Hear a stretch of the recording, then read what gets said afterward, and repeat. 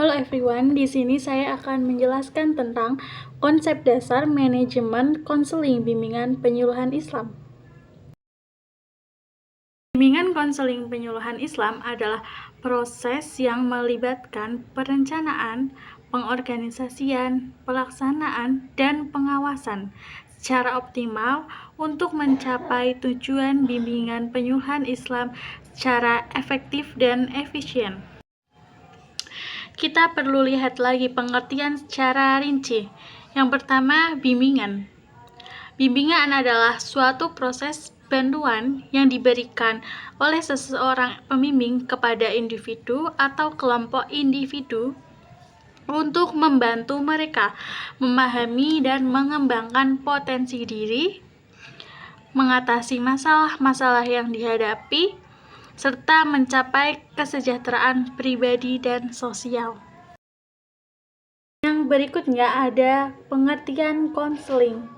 Konseling adalah proses interaksi antara seorang konselor dan seseorang klien atau sekelompok klien yang bertujuan untuk membantu masalah klien, memahami dan mengatasi masalah tersebut. Selanjutnya, pengertian penyuluhan.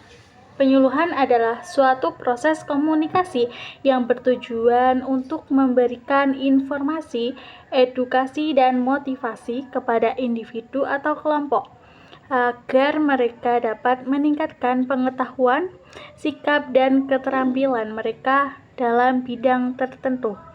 Sedangkan manajemen sendiri adalah proses perencanaan, pengorganisasian, pengarahan, dan pengendalian sumber daya dan organisasi untuk mencapai tujuan tertentu secara efektif dan efisien. Prinsip dasar manajemen bimbingan konseling penyuluhan Islam ada 5. Yang pertama, efektif dan efisien. Yang kedua, pengelolaan. Yang ketiga, pengutamaan tugas pengelolaan. Yang keempat, kepemimpinan yang efektif. Dan yang kelima, kerjasama. Prinsip yang pertama, efektif dan efisien, yang artinya mempertimbangkan sarana prasarana, keadaan, dan kemampuan organisasi agar relevan dengan tujuan yang dicapai. Yang kedua ada prinsip pengelolaan, yang artinya sistematik dari perencanaan, pengorganisasian, pengarahan, dan pengawasan. Yang ketiga ada prinsip pengutamaan tugas pengelolaan, yang artinya manajer bertanggung jawab dalam melaksanakan kegiatan manajemen, baik pelayanan internal maupun eksternal. Yang keempat ada prinsip kepemimpinan yang efektif, artinya manajer harus memiliki sifat yang bijaksana dalam mengambil suatu keputusan dan mampu berhubungan baik dengan semua personil di dalam organisasi tersebut. Yang kelima ada prinsip kerjasama. Manajer harus mampu menciptakan suasana kerjasama yang baik dengan berbagai pihak sesuai dengan keahlian dan tugas masing-masing personel. Berikutnya ada fungsi manajemen bimbingan konseling penyuluhan Islam. Yang pertama ada planning. Planning mencakup berbagai aktivitas yang bertujuan untuk menentukan arah dan tujuan program bimbingan serta menentukan cara terbaik untuk mencapainya.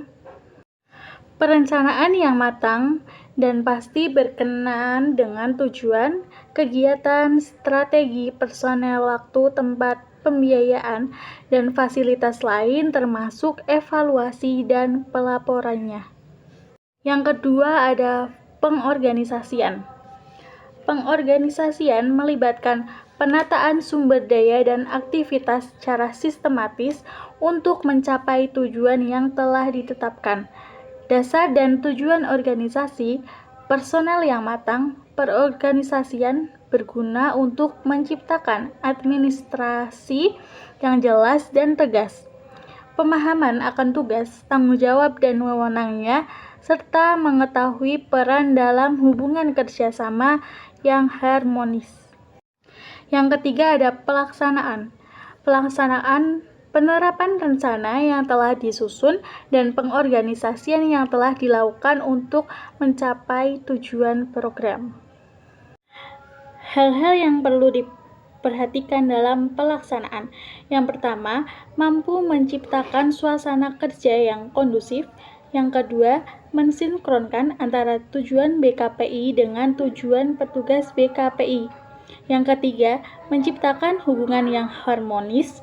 Yang keempat, mengoptimalkan potensi petugas bimbingan penyuluhan Islam. Yang terakhir, menempatkan petugas bimbingan penyuluhan Islam sesuai dengan kemampuan dan karakteristiknya.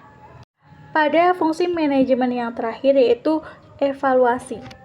Evaluasi yaitu memberikan umpan balik kepada konselor untuk memperbaiki atau mengembangkan program bimbingan penyuluhan Islam, memberikan informasi kepada konseling tentang perkembangan sikap dan perilaku atau tingkat ketercapaian tugas-tugas perkembangannya agar bersinergi